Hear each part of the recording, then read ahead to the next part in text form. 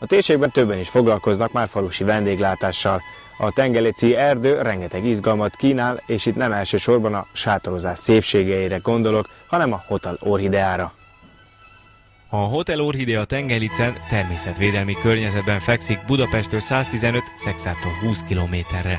A terület madárvilágát szürke gémek és fekete harkályok gazdagítják, értékes növényritkaságai a homokin őszirom és a különféle orchidea fajták.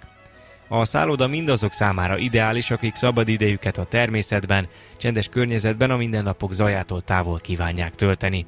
Saját hévízkúttal rendelkező 800 négyzetméter alapterületű fürdőkomplexum áll a szálló vendégek és a belépőjegyet váltók rendelkezésére.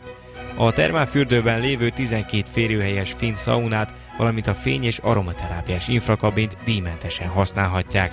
A szálloda mellett fekvő 4 hektáros tó kiváló horgászati, illetve csónakázási lehetőséget nyújt. A 120 fős étteremben tájjellegű hal és vadételek mellett magyaros ételkülönlegességekkel is szolgálnak.